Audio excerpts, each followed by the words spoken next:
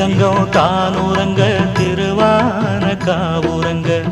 நானுறங்க வழி இல்லையே மானே இறைவன் நாடகத்தில் ஊமையடி நான்